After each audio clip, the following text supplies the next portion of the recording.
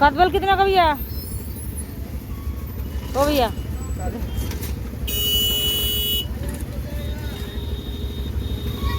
40 रुपये पीस एक कदबल। सब कुछ आया तो कब तक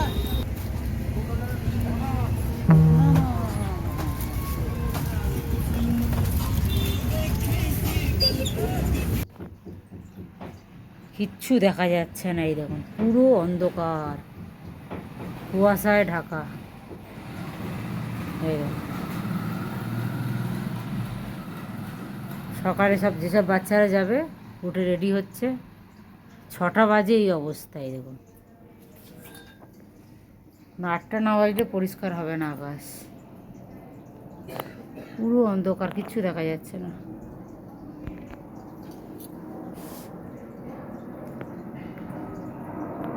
একটু পরেই পুরো একদম পরিষ্কার হয়ে যাবে।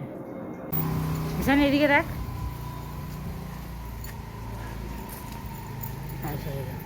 পুরো একদম সকাল হয়ে গেছে।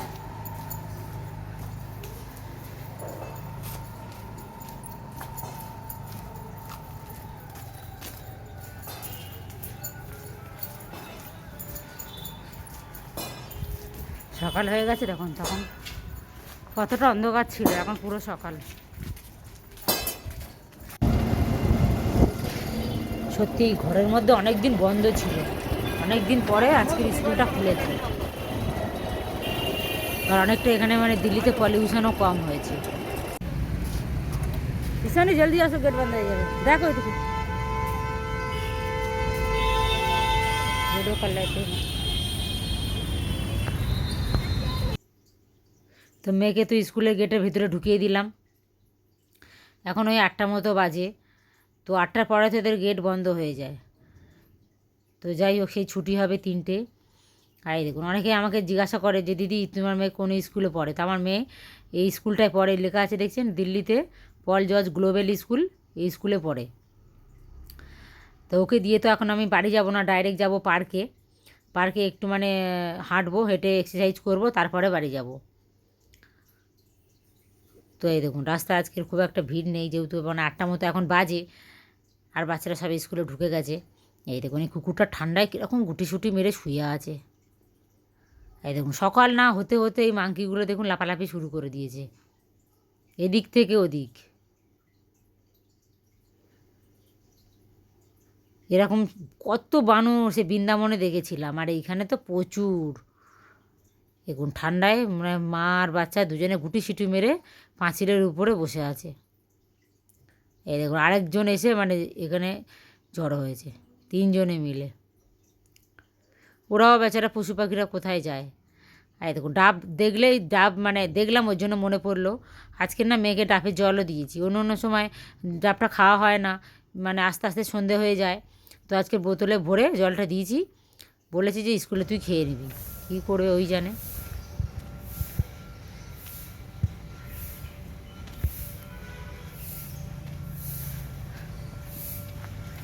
বাবা মাস্কটা খুলে কি শান্তি,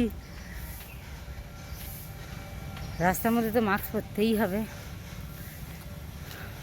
পার্কে এসে যেন একদম শুদ্ধ বাতাস নিচ্ছি। তো চলে এসেছি গাইস পার্কে, এখানে একটু হাঁটবো, 1-1.5 ঘন্টা থেকে তারপরে যাব বাড়িতে। কি ঠান্ডা লাগছে পার্কে, সকালবেলা পার্কে কি সুন্দর পাখির ডাক শুনতে পাচ্ছেন, কিচির মিচির কিচির মিচির করছে।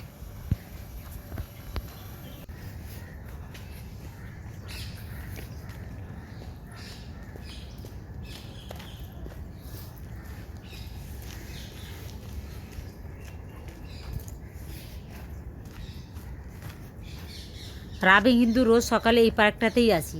এই পার্কটা তো আমার ভিডিওতে আপনাদেরকে এর আগে অনেকবারই দেখিয়েছি। এই দেখুন নিশ্চয়ই আপনারা এই পার্কটা দেখে চিনতে পারছেন, এটা শেয়ার পার্ক, মানে এনআরআই পার্কের একদম সামনে।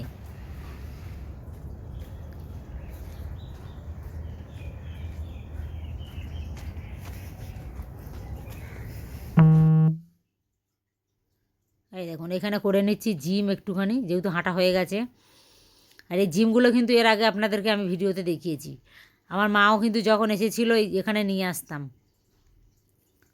আর আমার মেয়ে তো আসতেই থাকে, শনিবার রবিবার যখন স্কুল ছুটি থাকে ও চলে আসে। এখন ঠান্ডা বলে হয়তো জানি না আসবে কি না, কিন্তু গরমের সময় মানে ওকে প্রায় সময় এখানে আনতে হয়। এরকম কী সুন্দর রোদ্দুরটা হয়েছে, আস্তে আস্তে মানে রোদ্দুরটা যত মানে বাড়ছে কি দারুণ লাগছে। এরকম কত লোক এখানে সকালবেলা এক্সারসাইজ সব করছে। আর সত্যি সকালবেলা এক্সারসাইজ করতে কি দারুণ লাগে, নিজের জন্য তো 1-2 ঘন্টা সময় বের করা যায়। फिर इन्फेक्शन फैल जाएगी। वो उसका जो टंग का जो सलाइवा होता है ना, हाँ हाँ हाँ, ना वो हमारे लिए अच्छा है ना उसके लिए अच्छा है। इन्फेक्शन बढ़ जाएगी। और हाँ इन्फेक्शन लग। এই দেখুন আন্ডারগ্রাউন্ডে কিভাবে ঘর বানানো হচ্ছে, দেখুন কত ডিপ করে খুলেছে। পুরো এটা মানে প্রায় 7 থেকে 8 তলা সমান হবে এই বিল্ডিংটা। এখানে গাড়ি পার্কিং থেকে শুরু করে সব কিছু হবে। আর এখন মানে দিল্লিতে সত্যি এত আস্তে আস্তে ঠান্ডা বেড়ে যাচ্ছে, ঠান্ডা জলে তো একদমই চান করা যাবে না, মনে হচ্ছে পুরো নিমোনিয়া হয়ে যাবে। তাই গিজারটা মানে চলছিল না, এই মিস্ত্রি ডেকেছি, গিজারটা এখন সার্ভিস হচ্ছে, তারপরে অন হবে।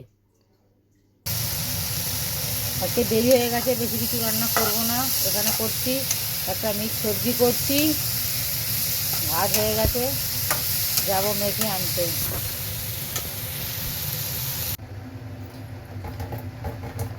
ডিমগুলো কিন্তু ভালো সিদ্ধ হয়ে গেছে, দেশি ডিম না, সেদ্ধ হয়ে গেছে। জানি না উল ভাতাটা কীরকম হয়েছে, একদম গলে গেছে ওলটা, দেশি ওল না ওই জন্য। উল ভাতাটা মাখাবো আর এদিকে ডিমের ঝোল করবো। উল ভাতাটা এত গরম, হাত দিয়ে মাখানো যাচ্ছে না।